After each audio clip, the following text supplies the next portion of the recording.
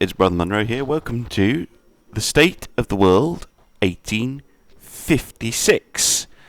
I said I'd be doing them every 10 years. Well, if we zoom out, you can see that Western Europe looks much the same, but Austria is split and just destroyed pretty much. The French are going to town on the Russians, but otherwise the Russian Empire is still fairly impressive. Not much been going on in Africa at all, really. India's, again, much the same. Apart from this sort of typing rebellion, not much going on over in the east either. You can see that more of Australia is now British, as is most of New Zealand. The United States is getting bigger, which is a concern.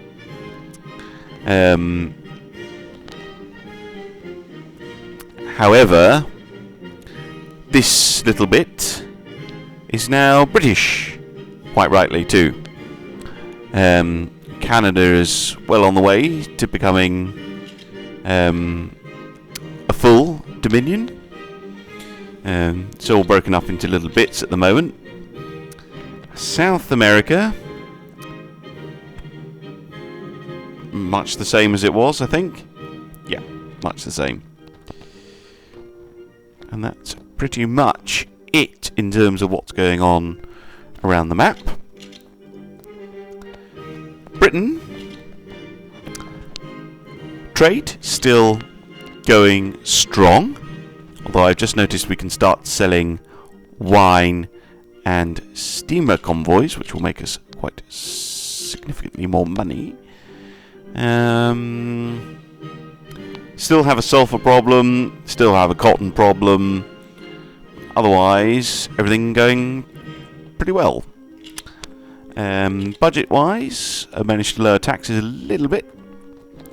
And we're still making reasonable amount of money. We got some decent funds too.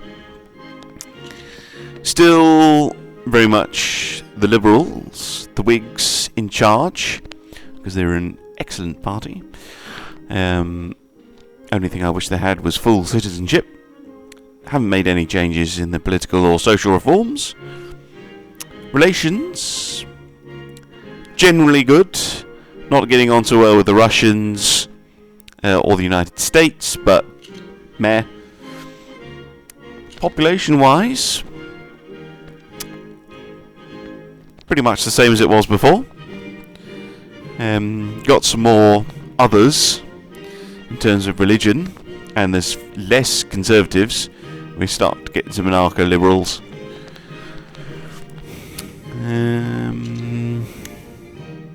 Technology-wise, going okay.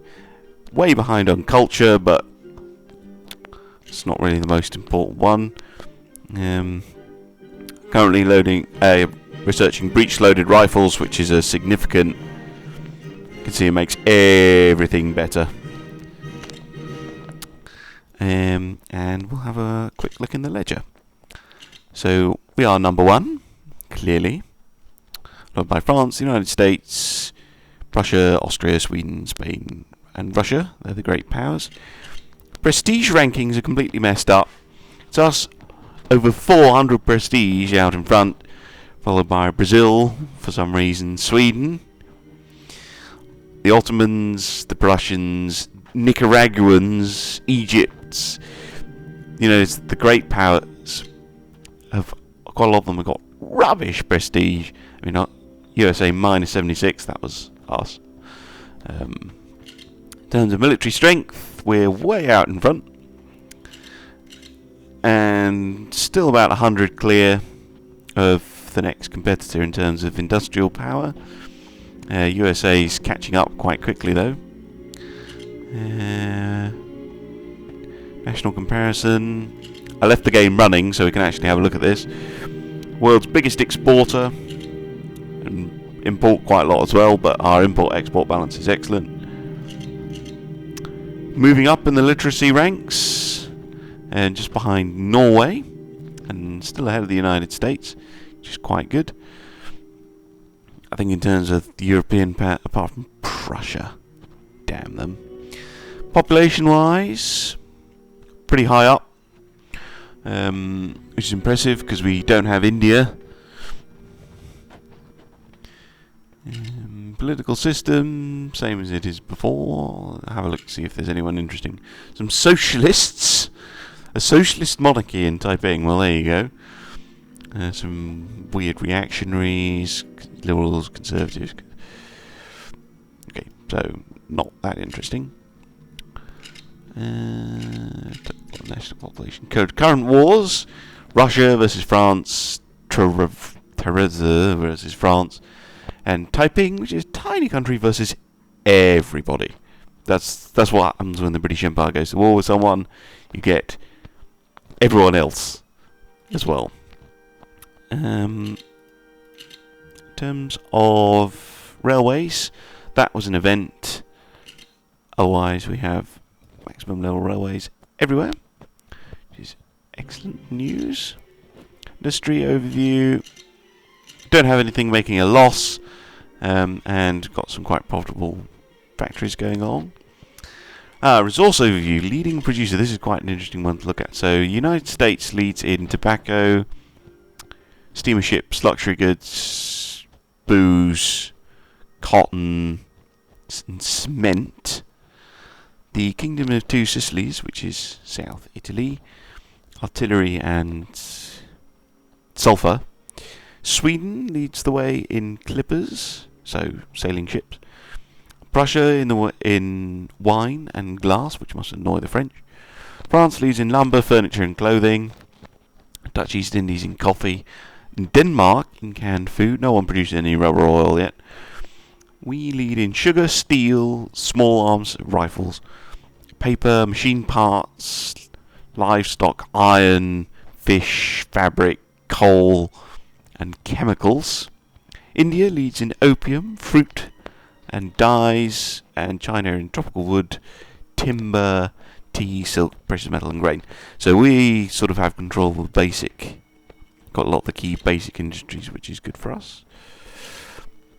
Expenses. Migration overview. So, a lot of growth. Not much immigration going on at the moment. There's events later on that really kickstart that. Here's our armed forces. Still not spectacular, but reasonably large. There's still some. This is a Canadian unit that's been loaned to me. There's still some units with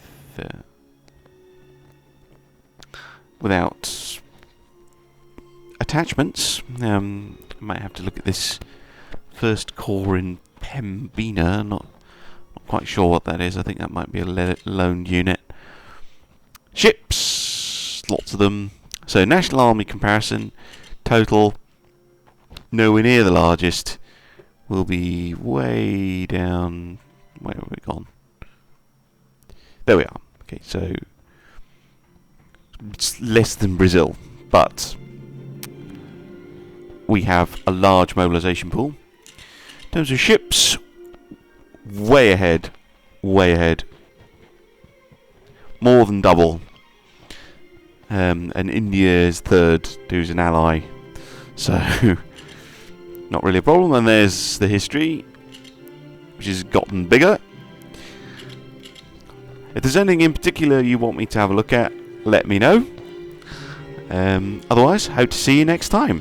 Thanks for watching.